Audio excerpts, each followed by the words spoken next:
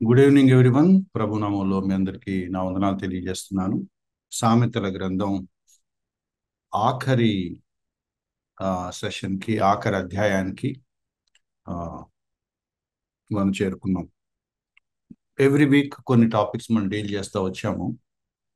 Last week మనం glimpses లేదా చిన్న హింట్స్ ఆఫ్ గాస్పుల్ గురించి మాట్లాడుకున్నాం. దీని అంతటినీ క్రోడీకరించి, అంటే 30 అధ్యాయాల్లో ఏ విషయాలైతే, ఏ లోపాలు, ఏ బుద్ధిహీనతల గురించి, ఏ మూర్ఖత్వం గురించి వార్న్ చేశారో, ఇన్స్ట్రక్ట్ చేశారో, వాటన్నిటికీ ఒక కేస్ స్టడీ లాగా, ఒక ఎగ్జాంపుల్ లాగా, ఒక లైవ్ ఎగ్జాంపుల్ లాగా ఒక స్త్రీని తీసుకురావడం జరిగింది.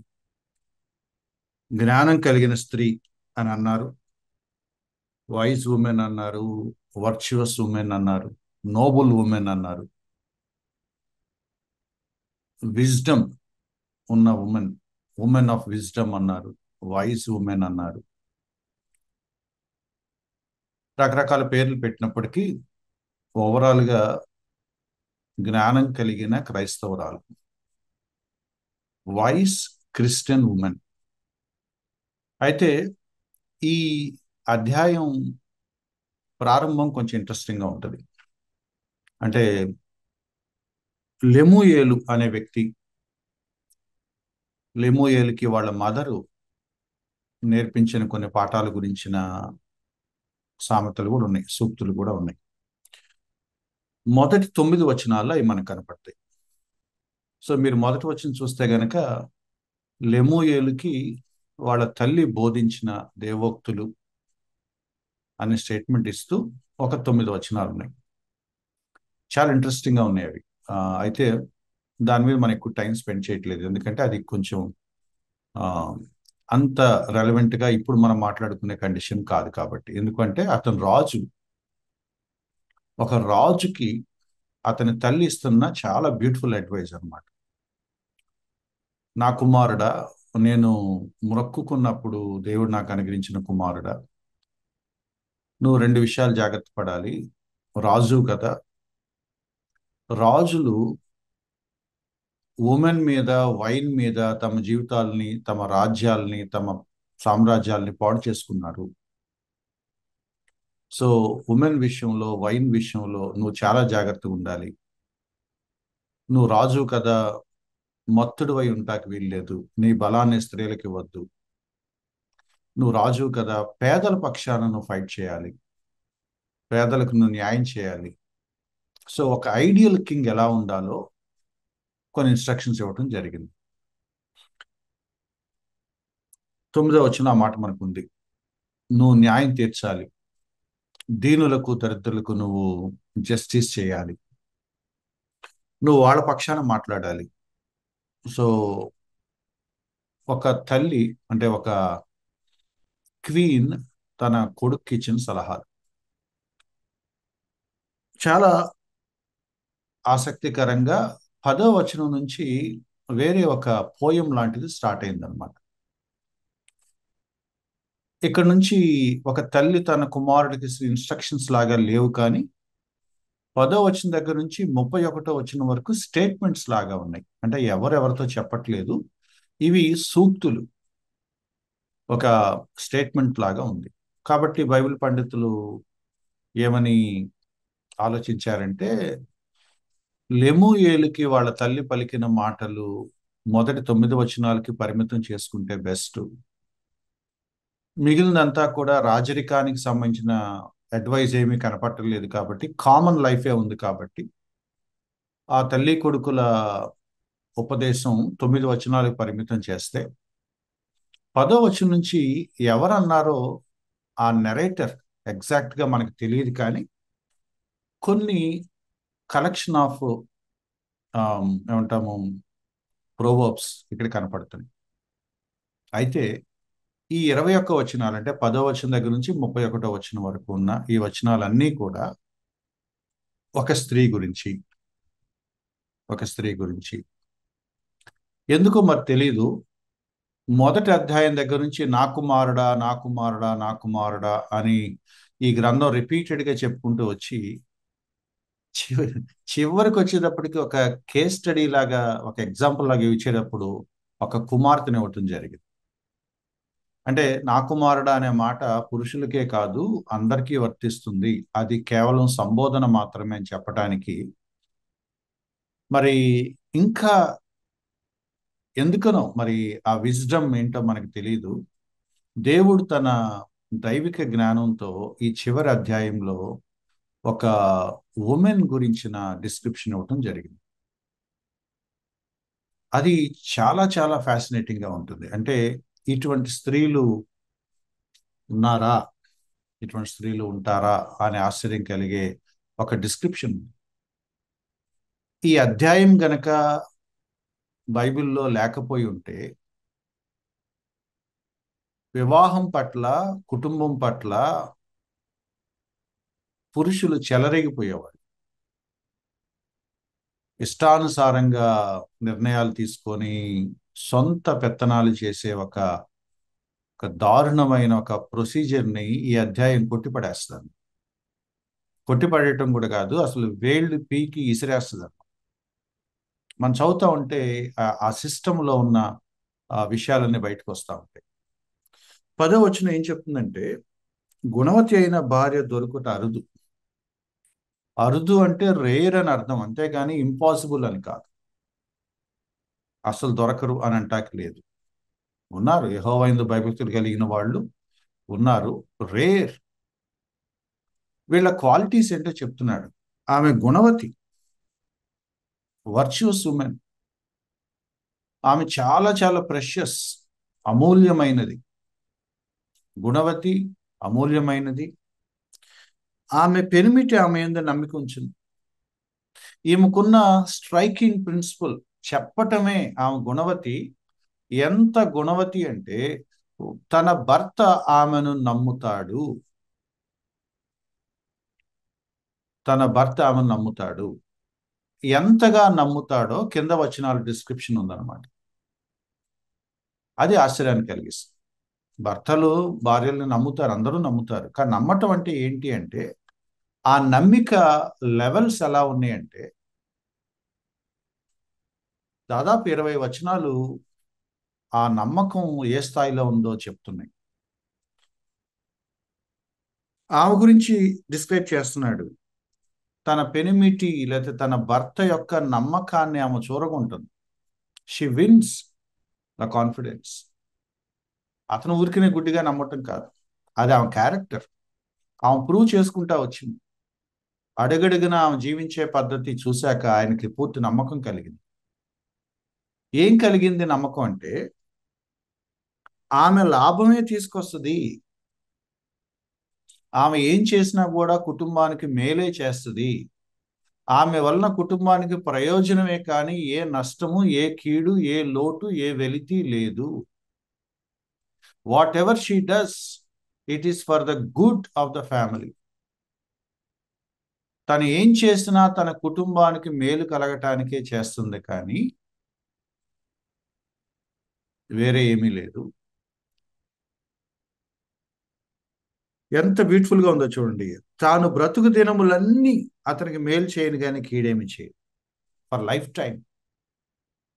ఆమె సంపాదించుకున్న నమ్మకం ఏంటి అంటే తన లైఫ్ టైం మేలే చేస్తుంది, ఏ కీడు చేయదు.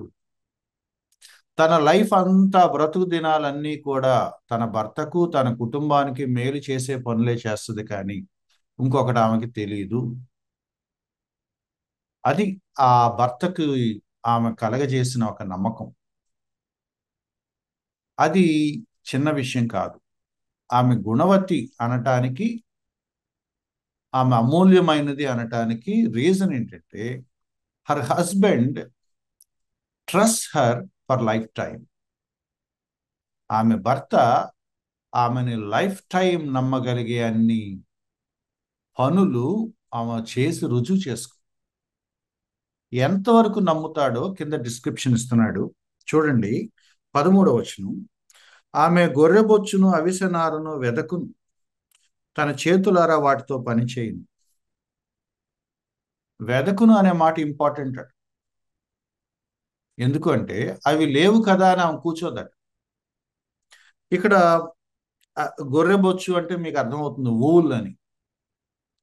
అవిసె నార అంటే లినెన్ వస్త్రాలు చేయటానికి వాడే అది కూడా ఒకలాంటి ఊల్ లాంటిదే, నార. అయితే ఈ లినెన్ క్లోతింగ్ కి తయారు చేయటానికి కావాల్సిన ఫ్లాక్స్ అంటారా మరి ఏమంటారు దాన్ని, ఆ పదార్థాన్ని, లేకపోతే ఈ స్వెటర్స్ లేకపోతే వీటిని చేయటానికి కావాల్సిన ఊలు, అంటే ఆ రీసోర్స్ ముడిసరు, అది లేదు అని ఆమె కూర్చోదట. వాటిని వెతుకుద్దట, వాటిని తెచ్చుకుంటుందంట. తెచ్చుకొని తన చేతులారా వాటితో పనిచేస్తుంది. తనే కష్టపడి పనిచేస్తుంది. She works hard with her own hands.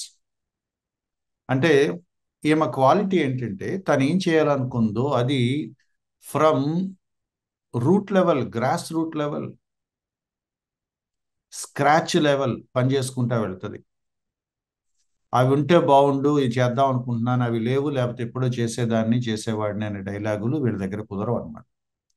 ఆమెకి ఏం కావాలో వాటిని వెతికి తెచ్చుకుంటుంది. వాటితో తన స్వయంగా తన చేతులతో కష్టపడి పని చేస్తుంది. 14వ వచనం, దూరం నుండి ఆహారం తెచ్చుకుంటుంది. అంటే ప్రొవిజన్స్ అన్నమాట. ఈ వచనాన్ని రెండు రకాలుగా వ్యాఖ్యానించారు. అంటే ఒక ఒక థాట్ ఏంటంటే, పోలిక, వర్తకులు ఓడలో దూరం నుంచి ఆహారం తెచ్చుకున్నట్లు పోలిక. ఈమె కూడా అంతే దూరంగా వెళ్ళి ఎక్కడో బెస్ట్ గ్యాదర్ చేసుకుని వస్తుంది అని ఒక అర్థం. ప్రాచీన కల్చర్లో ఈ ఓడల నుంచి వచ్చే ఆ ప్రొవిజన్స్ మనలాగా రెగ్యులర్గా దొరకవు. 6 నెలలకు ఒకసారి, 3 నెలలకు ఒకసారి, సంవత్సరానికి ఒకసారి ఆ ఓడ వస్తుంది. ఆ వచ్చినప్పుడు వీళ్ళు గబుక్కుని వెళ్ళి ఎంత తెచ్చుకోగలిగితే అంత తెచ్చుకోవటం అంటే ముందు చూపు అనమాట. సో అలర్ట్గా ఉంటాం.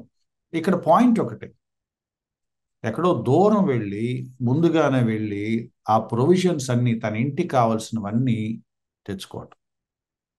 మళ్ళీ ఇంకొక ట్రిప్ వచ్చే వరకు ఇంట్లో ఏ లోటు లేకుండా తను చేసుకుంటుంది. So she has a plan how to acquire the needed things for the family. కష్టపడి 13వ వచనం అంటే మీరు ఏం చేయాలంటే ప్రతి వచనానికి మీకు తెలిసిన కొన్ని పదాలు మీరు పెట్టుకోండి, పేర్లు. Then you will know what she is. ఉదాహరణకి 12వ వచనం, మేలే చేస్తుంది కానీ కీడు చేయదు. 13వ వచనం, కష్టపడి పనిచేస్తుంది.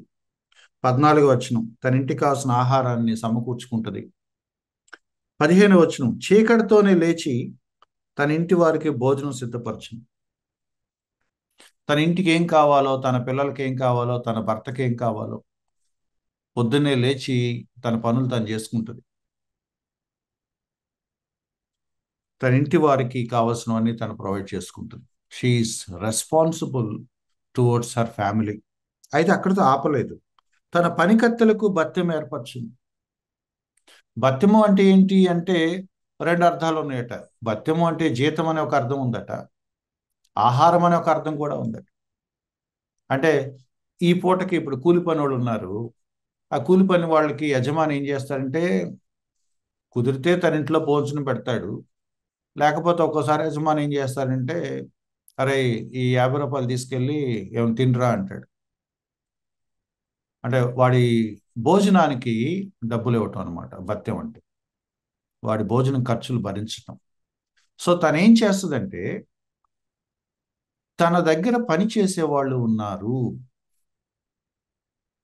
తన దగ్గర పని చేసేవాళ్ళు ఉన్నారు.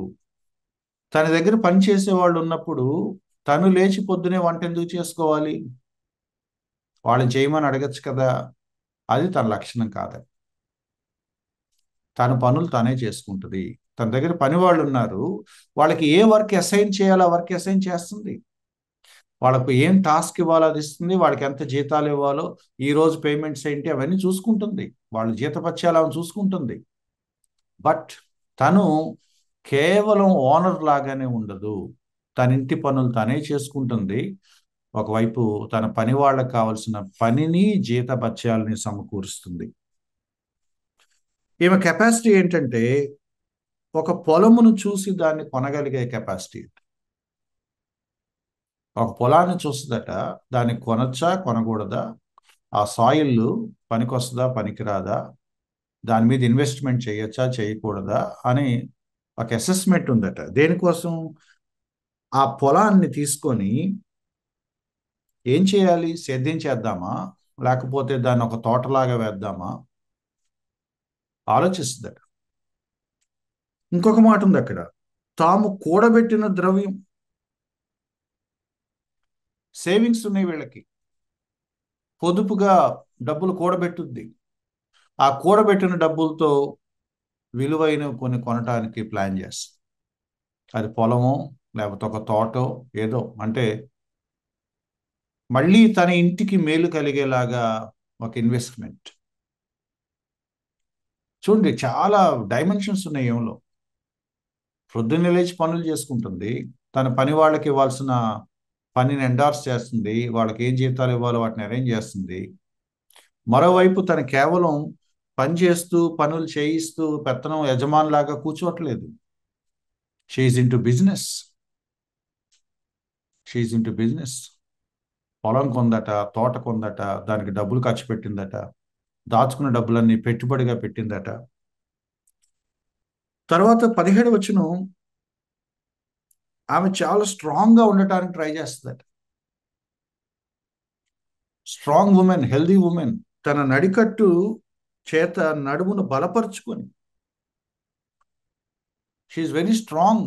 ఎంత స్ట్రాంగ్ అంటే మగవాళ్ళు లేకపోతే బలంగా పని చేయగలిగిన వాళ్ళతో సమానంగా తన నడికట్టు కట్టుకొని స్ట్రాంగ్ పనులు ఆమె చేస్తుంది. నేను యజమాన్ని, నేను బిజినెస్ ఉమెన్ని, నేను ధనవంతురాలని, డబ్బు ఉంది కాబట్టి కూర్చొని వీళ్ళందరినీ పనులు చేయమంటాను అనే నేచర్ కాదట తను.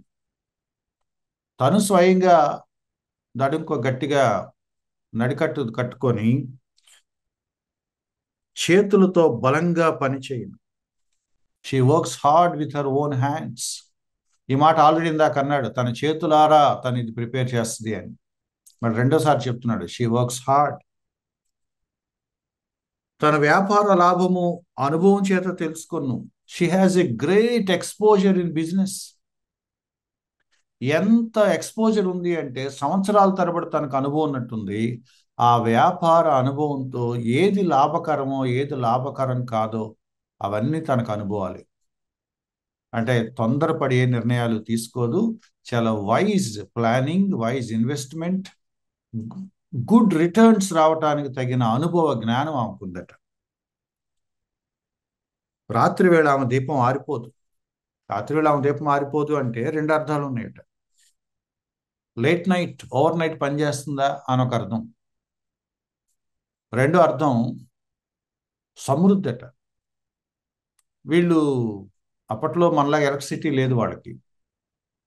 వాళ్ళు పగలు డే లైట్లో బతికినా కూడా సాయంత్రాలు వాళ్ళు దీపాలు పెట్టుకొని బ్రతకాలి ఆ రోజుల్లో, ఆ కల్చర్లో. ఈమె కెపాసిటీ ఏంటంటే ఆ దీపాలు వెలగటానికి కావాల్సిన ఆ ఆలివ్ ఆయిల్ లేకపోతే ఆ సో అండ్ సో ఆయిల్ సమృద్ధిగా ఆమె దగ్గర ఉంది. ఎంత ఉంది అంటే తెల్లార్లు లైట్స్ వెలిగించుకొని పెట్టుకోగలిగే అంత ఉంది ఆమెకి. ఒక అర్థం అట్ట. ఇంకో అర్థం ఏంటంటే she works hard late night. రెండు చెప్తున్నాయి. ఒకటి, తను కష్టపడి పని చేస్తుంది. రెండు, తన ఇంటికి ఏ వెలితి రాకుండా పనిచేస్తుంది. హార్డ్ వర్క్ ఉంది, సఫిషియన్సీ ఉంది, సమృద్ధి ఉంది.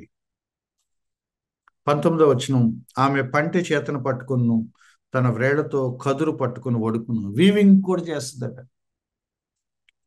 వీవింగ్ కూడా చేస్తుందట. ఒక చేత్తోనేమో అది పట్టుకుంటుంది, వీవ్ చేస్తూ ఉంటుంది, దారం చుడతా ఉంటుంది. ఒడుకును ఇంకోవైపు వీవ్ చేస్తూ ఉంటుంది. సో నేత పని ఆమెకు తెలుసు. ఆల్రెడీ వూల్ పని ఆమెకు తెలుసు. లినెన్తో ఏం చేస్తారో తెలుసు. వ్యవసాయం గురించి ఐడియా ఉంది, తోటల గురించి ఐడియా ఉంది, బిజినెస్ గురించి ఐడియా ఉంది. వీవింగ్, టెక్స్టైల్, క్లోతింగ్ గురించి ఆమెకు ఐడియా ఉంది.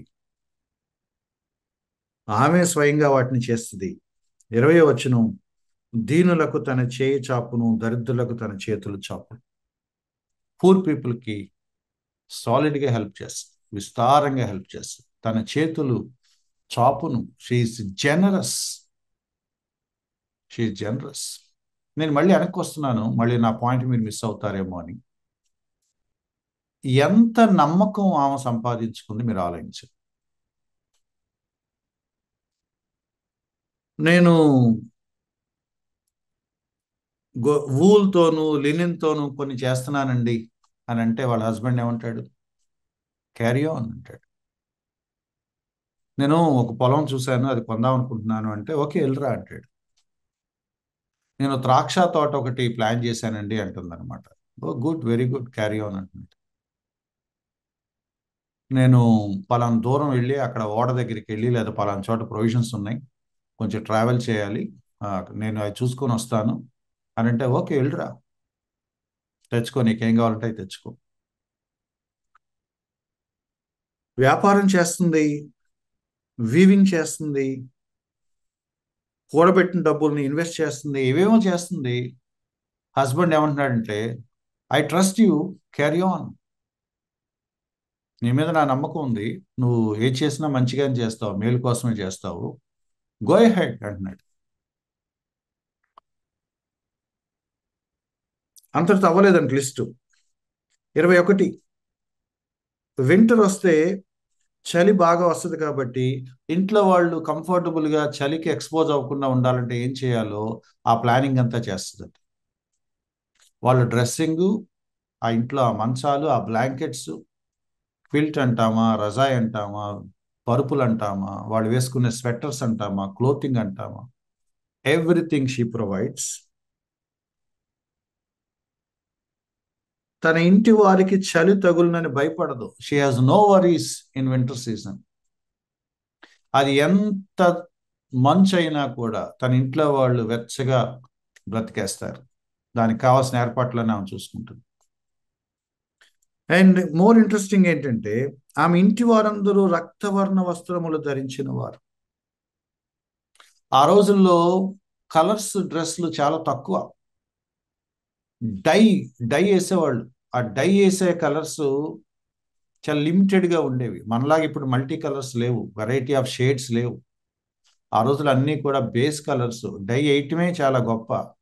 అందుట్లో రెడ్ కలర్ లేకపోతే మరూన్ కలర్, రక్తవర్ణం, ఆ కలర్ వేస్తే గొప్ప. రిచ్ పీపుల్ వాళ్ళు ఒక రకంగా. తన పిల్లలకి ఆమె ఎటువంటి వస్త్రాలు కలెక్ట్ చేస్తుందంటే బెస్ట్, క్వాలిటేటివ్, క్రియేటివ్. షీ తన పిల్లలకి తను వెతికి మంచివి, శ్రేష్టమైన వస్త్రాలు ధరించాలని చూస్తుంది. అది ఆమె ఆర్థిక స్థాయిని చెప్తున్నప్పటికీ కూడా ఆమె ఎంత నాణ్యంగా తన పిల్లల్ని ఉంచాలనుకుంటుందో అది మనకు చెప్తుంది. పరుపులను సిద్ధం చేస్తుందట. ఆమె కూడా చాలా డీసెంట్గా ఉంటుందట. సన్నని నార బట్టలు, రక్తవర్ణపు వస్త్రము. ఆమె కూడా చాలా బెస్ట్ డ్రెస్ వేసుకుంటుంది, చాలా బెస్ట్ డ్రెస్ వేసుకుంటుంది. ఆ రోజుల్లో లెనిన్ స్టైల్ అనమాట, లేదా గొప్ప అనమాట, హోదా అనమాట. తను కూడా తన కుటుంబ సభ్యుల్లాగానే రక్తవర్ణ వస్త్రాలు, అంటే ఆ కలర్ బట్టలు వేసుకుంటే ఆ రోజుల్లో అది గొప్ప. గొప్ప ఇన్ ద సెన్స్ ఇది షో కోసం కాదు, బెస్ట్ అని చెప్పటానికి. ఏవి వేసుకుంటే తనకి తన స్థాయికి తగ్గట్టుగా ఉన్నాయి, తన కుటుంబానికి మేలు, చలి తగలకుండా, ఆరోగ్యానికి బాగుండేలాగా, గౌరవప్రదంగా ఉండేలాగా నాణ్యమైనవి చూస్ చేసుకుంటుందట. 23 వచనం, ఆమె భర్త దేశ పెద్దలతో కూర్చుంటాడట. ఆయన కూడా కామన్ మ్యాన్ కాదు. దేశంలో పెద్ద పెద్ద వాళ్ళతో కలిసి చర్చలు చేస్తూ ఉంటాడు. అంటే ఆయన కూడా ఒక లీడర్ అనమాట. సొసైటీలో ఒక గౌరవప్రదమైన పొజిషన్లో ఉన్నాడు అనమాట. వ్యవహారాలు చూడగలిగిన వ్యక్తి అనమాట. గవని యొద్ద పేరుగొనిన వాడు. అంటే సమస్యలు వచ్చినప్పుడు, చర్చలు జరిగినప్పుడు, తీర్పులు తీర్చాల్సి వచ్చినప్పుడు, కీలకమైన నిర్ణయాలు తీసుకోవాల్సి వచ్చినప్పుడు, కొన్ని వ్యవహారాలు సెటిల్ చేసి పరిష్కరించాల్సి వచ్చినప్పుడు is one of the key persons in the society. మీరు లేకపోతే ఎలా సార్, మీరు ఉండాలి అనుకుంటే ప్రజలు వస్తారు ఆయన దగ్గరికి.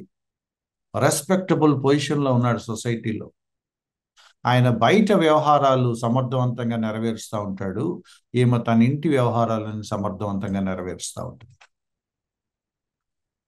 ఆమె నార బట్టలు నేయించి అమ్మును. తనకి తన పిల్లలకి మంచి నాణ్యమైన సన్నని నార వస్త్రాలు, రక్తవర్ణ వస్త్రాలు కొనుక్కొని వేసుకుంటమే కాదట, అవి ఆమె తయారు చేసిందట, తయారు చేయించి అమ్ముద్దట. అనదర్ బిజినెస్, టెక్స్టైల్ అన్నమాట. She is into real estate, she is into business, she is into textile also.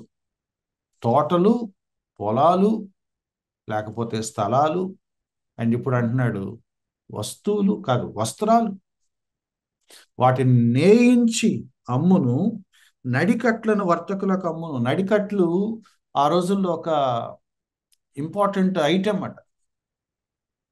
Business people ఆ నడుంకి ఒక చిన్న బెల్ట్ లాగా ఎంబ్రాయిడరీ చేసినట్టు, చాలా డిజైన్ చేసి అలంకరించిన ఒక డెకరేటెడ్ బెల్ట్ నడుం కట్టుకునేవాళ్ళు. అది వాళ్ళ స్థాయికి తగ్గట్టుగా, వాళ్ళ హోదాకు తగ్గట్టుగా. ఊరిన నడుంకి ఆ అంగీకి క్లాత్ కట్టుకొని వెళ్ళిపోవటం వాళ్ళకి ఆనవాయితీ. ఆ నడికట్టు అందమైనది, ఖరీదైనది కట్టుకుంటే వాళ్ళకి అది స్టేటస్. వర్తకులు కదా, వాళ్ళకు గుర్తింపు. ఇంకొంతమంది బయలు పండితులు ఏమన్నారంటే, అది పని చేసేటప్పుడు నడుంకి నడికట్టు కట్టుకొని పని చేస్తారు కాబట్టి దే నీడ్ ఇట్. వర్తకులు కదా, ఓడలు ఎక్కుతూ ఉంటారు, దిగుతూ ఉంటారు, బరువులు మోస్తూ ఉంటారు. So they need it. At the same time అది గౌరవంగా అలంకరించుకునే ఒక ఐటెం లాగా కూడా ఉంది. అందుకని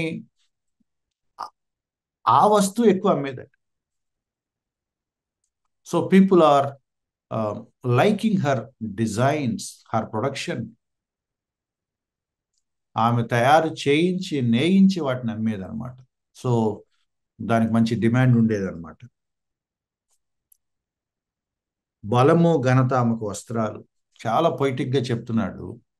రక్తవర్ణ వస్త్రాలు, లేకపోతే సన్నని నార వస్త్రాలు, కాస్ట్లీ క్వాలిటేటివ్ బట్టలు వేసుకుంటుందని మీరు అనుకుంటున్నారేమో. అది కాదు ఆమె వాల్యూ. ఆమె వేసుకునే బట్టల కంటే మించిన వాల్యూ ఏంటంటే respectable woman. Respectable woman and she's a strong woman. ఆమెకున్న రెండు ఇంపార్టెంట్ ఫీచర్స్ ఏంటంటే బలము, ఘనత. She's a woman of strength and she's a woman of honour. ఆరోగ్యంగా ఉంటుంది, బలంగా ఉంటుంది, యాక్టివ్గా ఉంటుంది, గౌరవప్రదంగా, చాలా మర్యాదపూర్వకంగా, చాలా డిగ్నిఫైడ్గా ఉంటుంది. That is her quality. ఈ గ్రంథకర్త ఏమంటున్నాడు తెలుసా? ఆ గౌరవాన్ని ఆమె వస్త్రం ధరించినట్టుగా ధరించింది. ఆ స్ట్రెంగ్త్ని, ఆ ఆనర్ని, ఆ డిగ్నిటీని, ఆ నొబిలిటీని వస్త్రంలాగా ధరించింది. It is a part of her behaviour, it is a part of her character, it is a part of her life. She wears honour. వస్త్రాలు ధరించినంత సులభంగా తను ఘనతను ధరించుకున్నంతగా ప్రవర్తిస్తూ ఉంటుంది. రాబో కాలం విషయం ఆమెకి ఏం భయం ఉండదట, నిర్భయంగా ఉంటుంది. ఎందుకంటే ఇన్ని పనులు చేస్తుంది, ఫ్యూచర్ని దృష్టిలో పెట్టుకొని పని చేస్తుంది, తన ఇంటికి కావాల్సిన ప్రొవిజన్స్ పెట్టుకుంటుంది. ఇంకో 3 నెలల వరకు మనకి ఏం దొరకవు పదార్థాలు, వస్త్రాలు అంటే ఏం పర్లేదు, మన దగ్గర ఎక్సెస్ ఉన్నాయి. ముందు చూపు ఉంది. భవిష్యత్తులో ఏదన్నా కొరత వస్తే అంటే ఆ కొరత తగిన స్టోరేజ్ నా దగ్గర ఉంది అంటదన్నమాట. వస్త్రాలు నేయించి అమ్ముదాం అనుకుంటున్నాను అని అంటే హస్బెండ్ ఏమంటాడంటే, yes, carry on. That's the trust she won from her husband. Future గురించిన భయం ఆమెకు లేదు. అబోవ్ ఆల్ 26వ వచనం, అన్నిటికంటే మించి జ్ఞానము కలిగి తన నోరు తెరుచును. నేను సామెతలు చదివినప్పుడల్లా నాకు ఇబ్బంది కలిగించే మాట ఇది. Whenever she opens her mouth, wisdom comes out. ఆమె నోరు తెరిస్తే ఏమొస్తుందట? జ్ఞానం. నా ప్రాబ్లం ఏంటంటే, ఇక అన్ని అధ్యాయాలు చదువుతూ ప్రతిసారి మాట్లాడుకున్నాం, మనం నోరు తెరిస్తే జ్ఞానం తప్ప ఏదైనా వస్తుంది. ఎంత షార్ప్గా ఉందో చూడండి. ఆమె జ్ఞానము కలిగి తన నోరు తెరుచును. ఆమె మాట్లాడితే ఎలా ఉంటుందంటే, ఒక లెర్నింగ్ లాగా, ఒక టీచింగ్ లాగా ఉంటుంది. అంటే ఆమె అరవటాలు, కేకలేయటాలు, లేకపోతే డిమాండ్ చేయటాలు, పెత్తనం చేయటాలు, నోరు వేసుకొని ప్రజలందరినీ కంట్రోల్ చేయటాలు, అది కాదట ఆమె క్వాలిటీ. ఒక డీసెంట్ పద్ధతిలో ఆమె మాట్లాడుతూ ఉంటుంది. And she instructs the people with wisdom and grace. కృపతో మాట్లాడుద్దట. ఆమె టీచ్ చేస్తున్నట్టుగా వాళ్ళు ఇంప్రెస్ అవుతారట. ఆమె మాట వాళ్ళు వింటారు. And she is a graceful leader. Control చేసి గుప్పిట్లో పెట్టుకొని ఒత్తిడి చేసే నాయకురాలు కాదు ఆమె.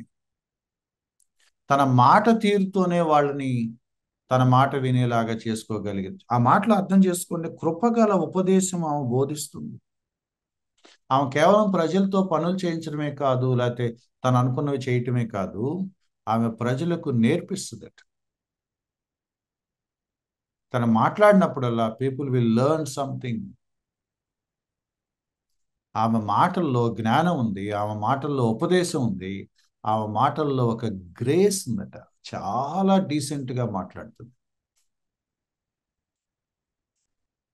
ఇంత హోదా ఉన్నామే, ఇన్ని అచీవ్మెంట్స్ ఉన్నామే, ఇంత కెపాసిటీ పొటెన్షియల్ ఉన్నామే, ఇంత గ్రేస్ఫుల్గా ఎలా మాట్లాడుతుంది? యారగెన్స్ కనపట్టలేదు, ప్రైడ్ కనపట్టలేదు, రెక్లెస్నెస్ కనపట్టలేదు, నాకేం తక్కువ అనే ఒక ఓవర్ కాన్ఫిడెన్స్ కనపట్టలేదు, నేను ఎవరో తెలుసా, మా బ్యాక్గ్రౌండ్ ఏంటో తెలుసా, మాకేముందో తెలుసా, ఈ మాటలేం కనపట్టలేదు. ఆమె మాట్లాడితే విజ్డమ్ కనపడుతుందట. కృపగలిగిన ఉపదేశం కనపడుతుందట. ఆమె ఆమె బోధిస్తుందట. అంటే అర్థం ఏంటంటే, వేస్ట్ మాటలు మాట్లాడదు, యూజ్లెస్ కాన్వర్జేషన్ చేయదు. 30 అధ్యాయాల్లో మనం ఏమేమి చేయకూడదు అనుకున్నామో అవేమి ఏమలో కనపట్టలేదు. 30 అధ్యాయాల్లో ఇలా ఉంటే బాగుండు, ఇలా ఉంటే బాగుండు అని ఏవైతే మనం అనుకున్నామో అవన్నీ ఆమెలో కనపడుతుంది.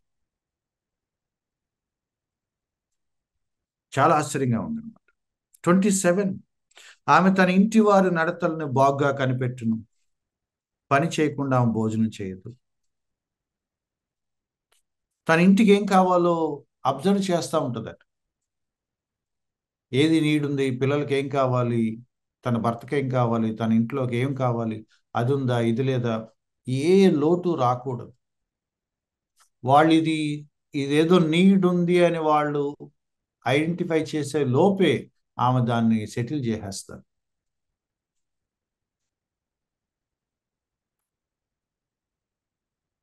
ముందు చూపు, కేర్, కన్సర్న్, రెస్పాన్సిబిలిటీ. తన ఇంటి అవసరాలు ముందుగానే కనిపెట్టి వాటిని సంసిద్ధం చేసి ఉంచుద్ది. ఎంత హోదా ఉన్నామే, బిగినింగ్లోనే మాట్లాడుకున్నాం, తన చేతులారా పనిచేస్తుంది, కష్టపడి పనిచేస్తుంది, తన చేతులతో పనిచేస్తుంది. ఆమె స్వభావం అంటది. ఇన్ని ఉన్నాయి కదా, కూర్చొని అనుభవించదు. తన పనులు తను చేసుకుంటా ఉంటది, వేరే వాళ్ళకి పనులు చెప్పుద్ది. పని చేయకుండా ఆమె భోజనం చేయదట. నాకేం తక్కువ, నేను కాలు మీద కాలేసుకొని తింటే తరగని ఆస్తి నాకుంది అనే మాటలు ఆమె మాట్లాడదు. నా పనులు నేను చేసుకోవాలి. నువ్వెందుకు అల్లుతున్నావు స్వెటర్ అంటే, నా పిల్లలు నేను అల్లుకుంటా, నీకేమైంది అంటది అనమాట. ఉన్నారు కదా, వాళ్ళకి అప్పచెప్పొచ్చు కదా. ఓ 100 రూపాయలు టైలర్ చేసి పెడతాడు కదా, చేసి పెడతాడు, డబ్బులు లేక కాదు, but I should do it. ఆమె నేచర్ ఏంటంటే, కొన్ని పనులు నేను పెట్టుకుంటాను, కొన్ని పనులు నేనే చేసుకుంటాను, ఆ పనులు చేయకుండా నేను భోజనం చేయను. లేదా ఇంకోలాగేంటంటే నా పనులు నేనే చేసుకుంటాను, I don't depend on my servants. అంటే అర్థం ఏంటంటే she has some kind of value system. పని చేసే విధానంలో ఒక విలువలు కలిగిన ఒక క్రమం మీద పెట్టుకుంది. ఇవి నేను వీళ్ళకి అప్పచెప్తాను, ఇవి నేనే చేస్తాను, ఇవి నాకు అప్పచెప్తే ఇవి నేనే చేస్తాను. కొన్ని కొన్ని పనులు ఉన్నాయి, ఇవి నేను బయట వాళ్ళకి ఇవ్వను, నేనే చేస్తాను.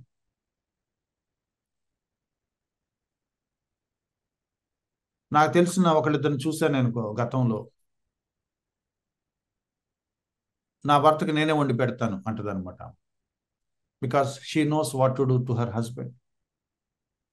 వేరే వాళ్ళ ఇండ్లకి వెళ్ళినా కూడా నేను నేను చేస్తానండి, ఆయనకి నేను వండి పెడతాను, బికాస్ మీరు చేస్తే మళ్ళీ ఆయన తింటాడో లేదో నేనే చేసి పెడతాను. Some people have a set of priorities for their house hold. ఏం కూడా అలా పెట్టుకుంది. ఆమె కుమారులు ఆమెని మెచ్చుకుంటారట, ఆమె భర్త కూడా ఆమెను మెచ్చుకుంటారట. 28వ వచ్చి ఆమె చేసే పనులు, ఆమె అడ్మినిస్ట్రేషన్, ఆమె గైడెన్స్, ఆమె విజ్డమ్, ఆమె ముందు చూపుతో చేసే పనులు, ఆమె వ్యవహారాలు, ఆమె మనీ మేనేజ్మెంట్, ఇవన్నీ చూసి పిల్లలు మెచ్చుకుంటారట, హస్బెండ్ మెచ్చుకుంటాడట, పిల్లలు మెచ్చుకుంటారట. అంటే అర్థం ఏంటంటే every member of the family is happy with her. ఈమె లేకపోతే ఎట్లా మాకు అని వాళ్ళకి అర్థమవుతుంది కాబట్టి దే అప్రిషియేట్ హర్. అది కూడా ఊరికి నేను మెచ్చుకోవటం కాదు, నీవు ధన్యురాలవు అంటారట. చాలా మంది కుమార్తెలు ఉన్నారు, చాలా మంది ఉమెన్ ఉన్నారు, చాలా మంది భార్యలు ఉన్నారు, చాలా మంది చాలా మంచిగా ఉంటారు, కానీ వాళ్ళందరికంటే మించిన దానివి నువ్వు. ఎందుకంటే నువ్వు గుణవతివి, నువ్వు అమూల్యమైన దానివి, కష్టపడి పని చేస్తావు, కుటుంబానికి ఏ కీడు ఏ లోటు రానివ్వవు, నీ పనులు నువ్వు చేసుకుంటూ కుటుంబాన్ని వర్ధిల్ల చేయటానికి కావాల్సిన పనులన్నీ చేస్తూ ఉంటావు. ఏ పని నువ్వు చెయ్యవు అంటే నువ్వు చేయని పని ఏమీ లేదు. నువ్వు చేసేవన్నీ కూడా మామూలు పనులేమీ కాదు, ఒక కెపాసిటీ కలిగిన ఉమెన్ చేసే పనులు. కానీ అవన్నీ నువ్వు దేనికోసం చేస్తున్నావంటే కుటుంబ క్షేమం కోసం చేస్తున్నావు. No wonder the very family appreciates her. ఆమె భర్త ఆమెను పొగుడుతాడట, నా భర్త ఆమెను పొగుడుతాడు. ఎందుకంటే అతనికి ఆమె మీద నమ్మకం ఉందని సంవత్సరాలుగా ప్రూవ్ అవుతుంది. Every time she does something good, he appreciates her. I know you will do it.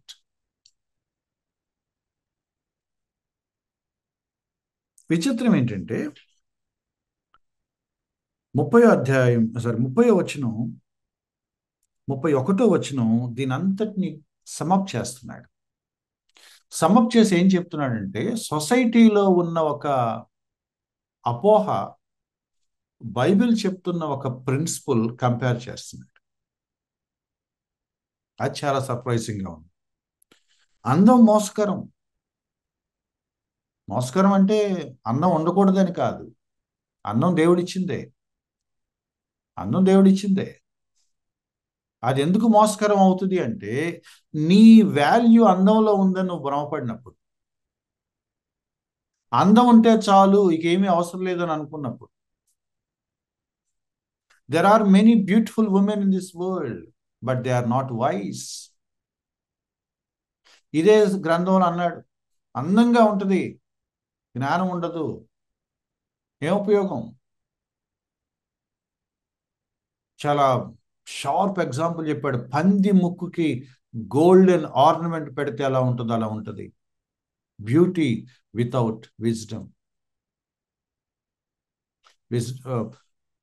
భయభక్తులు, జ్ఞానం, దేవుడితో సంబంధం లేకుండా అందంగా ఉంటే ఏం ఉపయోగం. దేవుడి యందు భయభక్తులు లేకుండా, ఆ భయభక్తుల ద్వారా కలిగే జ్ఞాన వివేచనలు లేకుండా అందంగా ఉంటే ఉపయోగం? అందంగా కనపడితే అమ్మాయి మంచిది అనుకునే భ్రమ ఉంది ప్రపంచంలో. ఒక అంత అందంగా లేని ఒక అమ్మాయి వచ్చి హెల్ప్ అడిగితే, ఇంకో అందంగా వచ్చిన అమ్మాయి హెల్ప్ అడిగితే ఎవరు సహాయం చేస్తుంది ఈ సమాజం? That's the way of the world. అందంగా ఉన్నవాళ్ళు ఇన్నోసెంట్ అనుకునే భ్రమపడే లోకం ఇది. అందంగా లేని వాళ్ళందరూ చెడ్డవాళ్ళు అనుకుని భ్రమపడే లోకం ఇది. నా ఐడెంటిటీ నా అందంలో లేదు. నీ అవుట్వర్డ్ అపీరెన్స్లో లేదు. నీ ఐడెంటిటీ యెహోవా యందు భయభక్తులు కలిగిన దాంట్లో ఉంది. మనం బాగా గుర్తుపెట్టుకోవాల్సిన ఒక ట్రూత్ ఇది. My identity is not my outward appearance. యెహోవా యందు భయభక్తులు కలిగి ఉండటమే నా ఐడెంటిటీ. నా గౌరవం నా అందాన్ని బట్టి రాదు. నా గౌరవం నా భక్తిని బట్టి వస్తుంది, నా జ్ఞానాన్ని బట్టి వస్తుంది, నా భయభక్తులను బట్టి వస్తుంది. చేసిన పనిని బట్టి అట్టి దానికి ప్రతిఫలం ఇయ్యదగును, గౌనుల యొద్ద ఆమె పనులు ఆమెను కొనియాడును. ట్విస్ట్ అన్నమాట. దేవుడు ఆమెకి ఏం ప్రతిఫలం ఇస్తాడు అంటే అందంగా ఉన్నావని ఇవ్వట్లేదట, ఆమె చేసిన పనులు బట్టి ఇస్తున్నాడు. అది ఆమెకైనా మనకైనా ఒకటే ప్రిన్సిపల్. మన పై రూపాన్ని చూసి దేవుడు మన ప్రతిఫలం ఇవ్వట్లేదు, మనం చేసే పనులను బట్టి. వీడు బాగున్నాడు, ఈమె చాలా అందంగా ఉంది అని దేవుడు అనడట. ఏమంటాడంటే, మీరు ఏం పనులు చేస్తున్నారు చెప్పండి అంటాడు. గౌనుల యొద్ద ఆమె అందమైందని ఎవరు మాట్లాడుకోరట ఊళ్ళో, ఆమె చేసిన పనులు మాట్లాడుకుంటారు.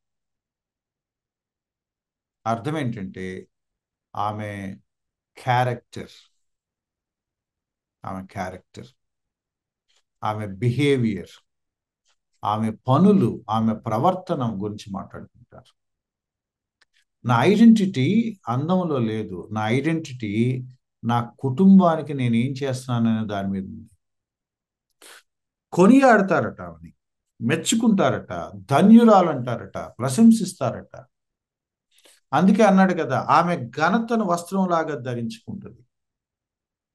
రెస్పెక్ట్ ఆమె లైఫ్లో ఒక పార్ట్ అయిపోయింది. ఆమెకు ఆ ఘనత ఎక్కడి నుంచి వచ్చింది అంటే అందం బట్టి రాలేదు. ఆమెకు ఆ ఘనత, గౌరవం, ఆ మర్యాద తన చేసిన పనులను బట్టి ఆమె సంపాదించుకుంది. నేను అన్ని మీకు గుర్తు చేస్తున్నాను ఒకసారి. ఆమె గౌరవం ఆమె కష్టపడి పని చేయటంలో ఉంది. ఆమె గౌరవం తన కుటుంబానికి అన్ని సమకూర్చుకోవటంలో ఉంది. ఆమె గౌరవం తన భర్త నమ్మకాన్ని గెలుచుకోవటంలో ఉంది.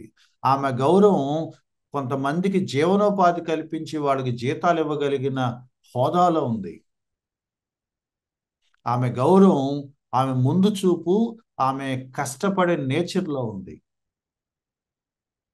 ఆమె గౌరవం అందరికీ కావాల్సిన ఇస్తూ మళ్ళీ తన కుటుంబానికి కావాల్సినవన్నీ ప్రొవిజన్స్ సమకూర్చుకునే ఆ జ్ఞానంలో ఉంది. రెండు విషయాలు మాట్లాడుతుంది ఈ గ్రంథం. ఒకటేంటంటే, నీ ఐడెంటిటీ నీ డబ్బులో లేదు. చాలాసార్లు మనం ఈ మాట అనుకుంటాం. మీలో కొంతమంది సామెతలు 37 చదువుకున్నప్పుడు, పర్టికులర్లీ సహోదరుల గురించి మాట్లాడుతున్నాను, 31 చదివిన సిస్టర్స్ ఏమనుకుంటారు తెలుసా? చాలా మంది, ఆమెకు డబ్బులు ఉన్నాయి కాబట్టి అవన్నీ చేసింది, మనకు డబ్బులు ఉంటే మనం చేస్తాం అనుకుంటారు. నెవర్. ఆమెకు డబ్బులు ఉండటం వల్ల చేయలేదు. ఆమె గుణవతి కాబట్టి చేసింది. ఆమె ధనవంతురాలు కాబట్టి ఈ పనులు చేయలే, ఆమె గుణవంతురాలు కాబట్టి పనిచేసింది.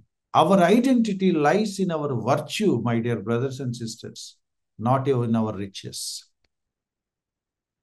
ఉదాహరణకి నేను ఇదే అధ్యాయాన్ని 10వ వచనం దగ్గర నుంచి మీకు చూపిస్తున్నాను.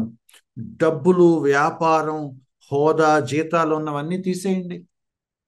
దగ్గర డబ్బులు లేవు కదా, ఆ వచనం తీసేయండి, ఏ నష్టమే లేదు. తోటలు కొనమాకండి, పొలాలు కొనమాకండి, వర్తకం లేకపోతే వాణిజ్యం చేయమాకండి, పని వాళ్ళు పెట్టుకోమాకండి, వాళ్ళ జీతాలు ఇవ్వమాకండి. చేనేత పనులు చేయమాకండి, టెక్స్టైల్ పనులు తీసేయండి, మీకు నచ్చని వచనాలు తీసేయండి, ఫినాన్షియల్ స్టేటస్తో ముడిపడిన వచనాలని పక్కన పెట్టండి. Yet you will have some versus. ఆమె గుణవంతురాలు, ఆమె భర్త ఆమెను నమ్ముతాడు, ఆమె పిల్లలు ఆమెను అప్రిషియేట్ చేస్తారు, ఆమె చేసిన పనులు బట్టి ఆమె కొనియాడబడు. Not because of her beauty, not because of her riches, because of her virtues. రెండు విషయాలు చెప్పి నేను సమ్అప్ చేస్తాను. మన ఐడెంటిటీ డబ్బులో లేదు, మన ఐడెంటిటీ మన గుణంలో ఉంది. మన ఐడెంటిటీ యెహోవా పట్ల మనకున్న భయభక్తుల్లో ఉంది. మన ఐడెంటిటీ మన జీవిత విధానంలో ఉంది. మన ఐడెంటిటీ మనం సంపాదించుకునే జ్ఞానంలో ఉంది. రెండు విషయాలు నేను మీకు గుర్తు చేయాలి. ఒకటి, ఈ గుణవతి అయిన ఈ స్త్రీ యొక్క క్వాలిటీస్ అంటే ఆమె వర్చ్యూస్, గుణాలు అంటే గుణవతి, ముందు చూపు కలిగింది, కష్టపడి పనిచేస్తుంది, బాధ్యతగా ఉంటుంది, డబ్బు కూడబెట్టుకుంటుంది, దయగా మాట్లాడుతుంది, ఎర్లీ మార్నింగ్ లేస్తుంది, కష్టపడుతుంది, లేట్ నైట్ పని చేస్తుంది, బాధ్యతగా ఉంటుంది. So there are some qualities. మరోవైపు హర్ ఎబిలిటీస్, ఆమె కెపాసిటీ అన్నమాట. ఆమెకి దేవుడిచ్చిన కొన్ని సామర్థ్యాలు ఉన్నాయట.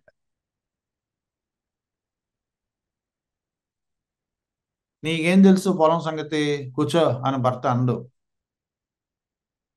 ఆమె నిజంగానే వెళ్ళి ఒక పొలం కొనుక్కొని వచ్చి దాన్ని ఏం చేయాలో చెప్పగలిగిన అవేర్నెస్, ఎక్స్పోజర్ ఆమెకుందన్నమాట. ఈ స్థలంలో ద్రాక్ష తోట వేద్దామా అంటది అనమాట. నీ మొహం, నీకేం తెలుసు తోటల గురించి అని ఆయన and. Because she proves that she has that knowledge also. ఇక్కడ మనం ఏం మాట్లాడుకుంటున్నామంటే షీ హ్యాస్ సమ్ ఎబిలిటీస్. అది ఏ సెగ్మెంట్ అయినా సరే, షీ హ్యాస్ సమ్ ఎబిలిటీస్. ఈ 20 వచనాల్లో ఆమె ఏమేమి పనులు చేస్తుందో మీరు లిస్ట్ అవుట్ చేసుకుంటే ఆమెకి ఏమేమి టాలెంట్స్ ఉన్నాయో, ఏమేమి ఎబిలిటీస్ ఉన్నాయో మీకు అర్థమవుతుంది. ద క్వశ్చన్ ఈస్ రెండు ప్రశ్నలు వేస్తున్నాను మీకు. సహోదరులకి నా ప్రశ్న ఏంటంటే, మీకు ఏమేమి ఎబిలిటీస్ ఉన్నాయి, మీరు ఎప్పుడైనా లెక్క కట్టారా? మీకేమేమి ఎబిలిటీస్ ఉన్నాయి, మీరు ఎప్పుడైనా అంచనా వేశారా? వాటికి తగిన పని పెట్టారా? Just a question for sisters and my question for brothers. నీ భార్యకు ఏమేమి ఎబిలిటీస్ ఉన్నాయో వాటిని నువ్వు చేయించగలవా? Would you allow her to do what she can do? ఆమెకున్న సామర్థ్యాలను గుర్తించి, ఇవి నువ్వు చేయగలవు, నీకు గిఫ్ట్ దేవుడిచ్చాడు, why don't you do it, carry on అని నువ్వు అనగలవా? అందుకే కొంతమంది బైబిల్ పండితులు ఈ టైటిల్ కూడా పెట్టారు. Proverbs 31 is not about wise women. Proverbs 31 women కాదు, Proverbs 31 మ్యాన్ కూడా ఉన్నాడు ఒక ఆయన ఈ అధ్యాయంలోనే. ఎవరా మ్యాన్ అంటే, తన భార్య కెపాసిటీకి తగ్గట్టుగా ఆమెను ఆ పనులు చేయటానికి అనుమతించి, ప్రోత్సహించి, సపోర్ట్ చేయగలిగే ఒక భర్త. Wise man. Wise man who encourages his wife. Wise man who enables his wife to do what she can do. Wise man who allows her to do what she can do. ఆమె ఏమి చేయగలదో దానిని చేయటానికి నువ్వు scope ఇస్తావా? నేను బిగినింగ్లో అన్నాను, ఈ అధ్యాయం లేకపోతే నాలాంటి వాళ్ళు కొంతమంది నోరు వేసుకొని ఇళ్లలో పడిపోతారు. ఇప్పటికీ కొంతమంది శిరసత్వం పేరు మీద పెత్తనాలు చేసేస్తున్నారు. నువ్వు కూర్చో, నువ్వు నాకు వండి పెట్టు, అది దేవుడు నిన్ను సహకారిగా ఉండమన్నాడు. భర్తకు సహకారిగా ఉండమంటాం అంటే ఈయనకి వండి పెట్టడమే. ఆమె ఏం చేస్తుంది, ఆమె ఏం చేయకూడదు. కొన్ని సంఘాల్లో బోధిస్తున్నారు ఉమెన్ జాబ్ చేయకూడదు. ఉమెన్ జాబ్ చేయకూడదు అనే వాళ్ళకి మన 31 అధ్యాయం ఎలా చదువుతారు వాళ్ళు? ఆమె జాబ్ కూడా చేయటం లేదు, చాలా మందికి జాబ్స్ ఇస్తుంది. ఆమె అచీవ్మెంట్స్ మీరు చూడండి. ఊళ్ళో ఆమె గురించి మాట్లాడుకుంటున్నారట. గవర్నుల యొద్ద ఆమె పనులు కొనియాడబడును. And that was allowed and encouraged by her husband. నాకు బాగా గుర్తు, నేను చెప్పడానికి ఏం సిగ్గుపడను. మా ఫాదరు మా మా అమ్మ జీతం తీసుకోవటానికి నెలకు ఒకసారి స్కూల్కి వచ్చేవాడు. భలే విచిత్రంగా అనిపిస్తుంది. మా మా నాన్న ప్రతి నెల ఒకరోజు, నెలకి ఒకరోజు జీతం ఇస్తారు కదా, ఆ జీతం ఇచ్చే రోజు, అంటే మా అమ్మ స్కూల్ టీచరు, స్కూల్కి వచ్చేవాడు. నా చిన్న వయసులో నేను అనుకున్నాను మా నాన్న నన్ను మా అమ్మని పిక్ చేసుకుంటాకు వచ్చాడు అనుకునేవాడిని. కొద్ది కాలం తర్వాత నాకు అర్థమైంది, ఈ నెలకు ఒకసారి వస్తున్నాడు, పిక్ చేసుకోవడానికి రావట్లేదు, జీతం కలెక్ట్ చేసుకోవడానికి వస్తున్నాడు. ఆయనకి ఎంత ఇదంటే, మా అమ్మకి స్కూల్లో జీతం ఇస్తే ఇంటికి వచ్చి ఇస్తుందని కూడా లేదు ఆయనకి. He can't wait until she comes home. School gate కాడ వెయిట్ చేసేవాడు అనమాట. రాగానే ఏదదివు అదివు అనేవాడు అనమాట. ఆ పర్సులోంచి తీసి అది ఇవ్వగానే ఆయన జేబులు పాకెట్లో పెట్టుకుంటే అప్పుడు మొహం వెలిగిపోయేది. అలాగని మా నాన్న మా అమ్మనికి ఇబ్బంది పెట్టాడా అంటే అట్లాంటి మనిషి కాదు, అలాంటి మనిషి కాదు. బట్ ఆయన పెరిగిన వాతావరణంలో జీతం డబ్బులు, భార్య సంపాదన భర్త సంపాదన రెండు జీతం డబ్బులు మగవాడి జేబులోనే ఉండాలి. ఆయనే ఖర్చు పెట్టాలి, ఆయనే దాన్ని మెయింటైన్ చేయాలి. మా అమ్మకి తెలిసిందల్లా జీతం డబ్బులు తీసుకొచ్చి మా నాన్న చేతిలో పెట్టడం. ఒకసారి ఇంట్లో కూరగాయలకి లేనప్పుడు, కరేపాకు లేనప్పుడు, ఒక ₹2 ఉంటే ఇంటి ముందుకి కూరగాయలు ఆకుకూరడు వస్తే కొందామంటే చిల్లర ఇంట్లో లేకపోతే కూర వండకుండా మా నాన్న వచ్చే వరకు ఎదురు చూసే రోజులు ఉన్నాయి మా ఇంట్లో. డబ్బులు లేక కాదు, డబ్బులని ఆయన జేబులో ఉంటుంది.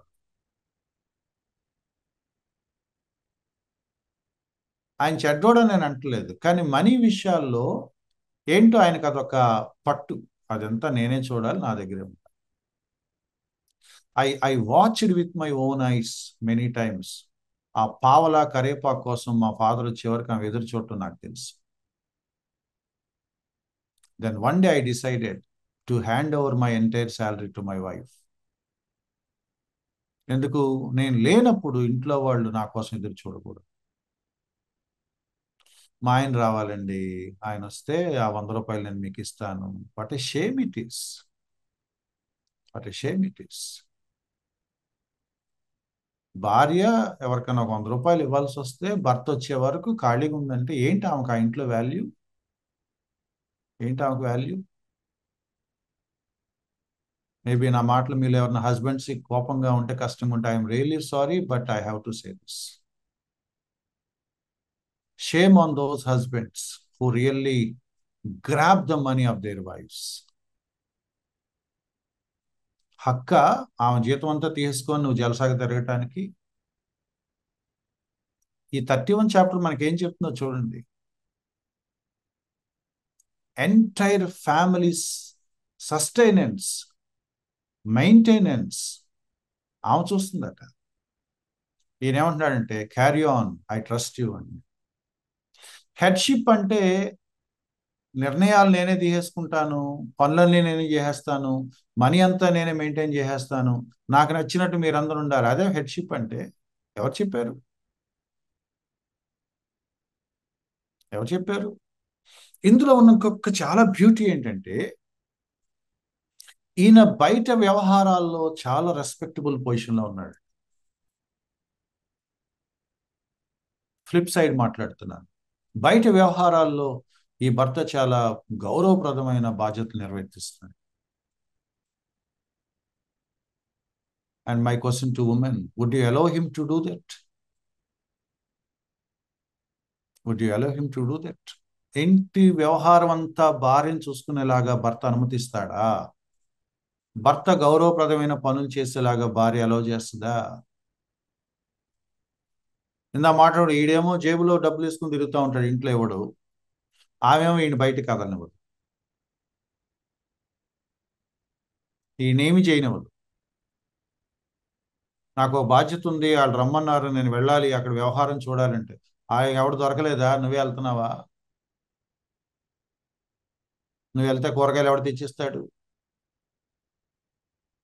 సో బయట వ్యవహారం నడపగలిగిన నీ భర్తను నువ్వు ఇంట్లో డొమెస్టిక్ పనుల దగ్గర ఆపేస్తున్నావు. అతను పైకి రాడు, నువ్వు పైకి రావు.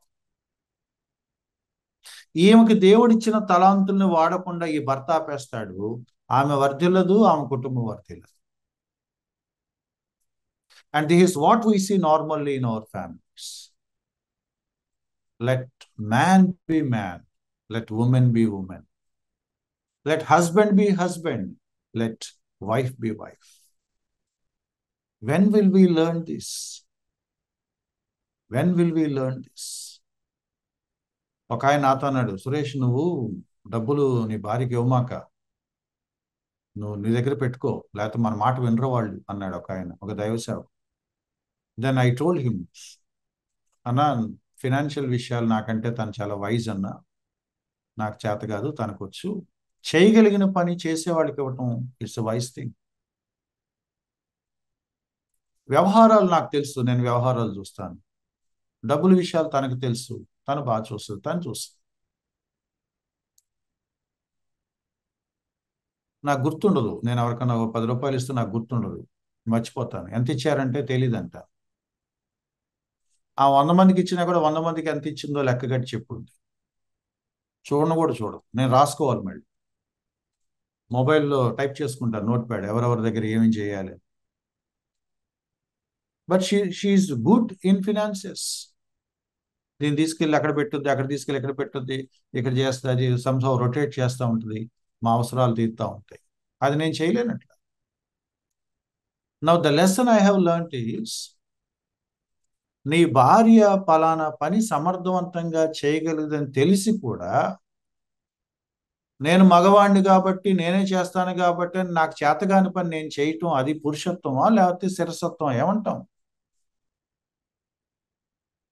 ఫినాన్సెస్ నాకు తెలియదు వ్యవహారం, అయినా నేనే మెయింటైన్ చేయనా? కుటుంబాన్ని అప్పుల పాలు చేయనా?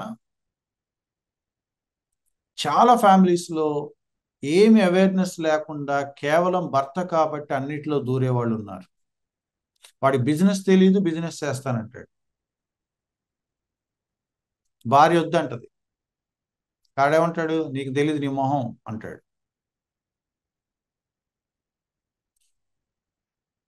వాడు దేనికి తీసుకెళ్ళి ఖర్చు పెడతాడు, ఎందుకు దానికి ఇప్పుడు అవసరమా అంటది, నీకు తెలియదులే అంటాడు.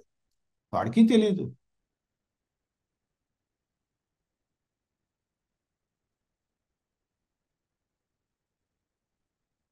వాడికి ఏ విషయాలైతే సమర్థవంతంగా చేయలేడో ఆ విషయాలు నువ్వు చేయగలిగితే నువ్వు చేయని ఎందుకు అనలేడు. ఈగో అంటాం అనమాట. ఈగో మన సొసైటీలో ఉన్న మేల్ డామినేషన్ అన్నమాట. నేను గతంలో కూడా మీతో షేర్ చేసి ఉంటాను. కాలేజ్ నుంచి గౌక్కుని ఇంటికి వెళ్ళిపోతా ఉంటే మా కొలీగ్స్ అనేవాళ్ళు, ఏంటి సార్ వెళ్ళిపోతున్నారు? మా వైఫ్ చూస్తూ ఉంటుందండి, ఒక్కతే వెయిట్ చేస్తూ ఉంటుందంటే, ఏంటి సార్ వెళ్ళకపోతే కొడతారేంటి ఇంట్లో అనేవాళ్ళు. అంటే సొసైటీలో భార్య ఎదురు చూసినా మనం నచ్చినప్పుడు వెళ్ళాలి, వాళ్ళకి అది అలవాటు చేయొద్దు, వాళ్ళని ఎక్కడ ఉంచాలి అక్కడ ఉంచాలి, నేను తెలిసినా తెలియపోయినా నేనే వ్యవహారం నడపాలి, అప్పులు పాలైనా నా నిర్ణయాలు నేనే తీసుకుంటాను, నీకేం తెలియదు అని అన్నప్పుడు ఏంటి ఆమెకి నువ్వు ఇచ్చే వాల్యూ ఏంటి? అంటే ఆమెకి చదువు రాదా? ఆమెకి ఘనత లేదా? ఆమెకి జ్ఞానం లేదా? ఏ పనులు చేయటం రాదా? ఆ ఊరినే బట్టలు ఉతికి అంట్లు తోమి నీకు వంట చేయటం తప్ప ఇక దేనికి పనికిరాదా? Is that what you mean a Christian wife? Bible అలా చెప్పట్లేదు. బైబిల్ అలా చెప్పట్లేదు. ప్రోవర్బ్స్ 31 చెప్తున్నానంటే భార్యకు దేవుడిచ్చిన సామర్థ్యాలు కొన్ని ఉన్నాయి. వాటిని వాళ్ళు ఉపయోగిస్తున్నప్పుడు వాళ్ళు ఎలా వర్ధిల్లుతారో, యెహోవా యందు భయభక్తులు కలిగి జ్ఞానం కలిగి గుణవంతులై ఎలా జీవిస్తారో ఆ ఆ స్పేస్ ఈ భర్తలు ఇవ్వాలి. అటువంటి స్పేస్ ఇచ్చిన భర్త గురించి మనం చదువుతున్నాము. దాన్ని సాధించి నిలబెట్టుకున్న భార్య గురించి మనం చదువుతాం. దట్స్ ద ఉమెన్, యెహోవా యందు భయభక్తి కలిగిన స్త్రీ. సో ఇందాక మాటలు మళ్ళీ నేను గుర్తు చేస్తున్నాను. సహోదరులు, దేవుడు మీకు ఇచ్చిన గిఫ్టింగ్, దేవుడు మీకు ఇచ్చిన తలాంతులు, దేవుడు మీకు ఇచ్చిన సామర్థ్యాలు ఇన్ని ఉండకపోవచ్చు, ఇన్ని ప్రొవిజన్స్ మీకు ఉండకపోవచ్చు, ఇన్ని అవకాశాలు మీకు ఉండకపోవచ్చు. బట్ ఒకటో రెండో ఉంటాయి కదా, వాటిని to the best of your ability వాడగలిగే విజ్డమ్, ఇంట్రెస్ట్ మీకుందా? That's how God wanted you, God wants you to behave. దేవుడు నీకు ఇచ్చిన సామర్థ్యాలని, దేవుడు నీకు ఇచ్చిన భయభక్తుల్ని, దేవుడు నీకు ఇచ్చిన కుటుంబాన్ని, దేవుడు నీకు ఇచ్చిన జ్ఞానాన్ని కలుపుకొని ఏం పని చేస్తావని దేవుడు చూస్తున్నాడు. You can give your best if you are really serious about this. And బ్రదర్స్కి నా రిక్వెస్ట్ ఏంటంటే, would you allow her to do those things? మనకే మేలు, మనకే మేలు, మనకే ఘనత, మనకే కంఫర్ట్, మనకే సమృద్ధి. May the Lord help us to be a wise husbands and wise wives. Thank you.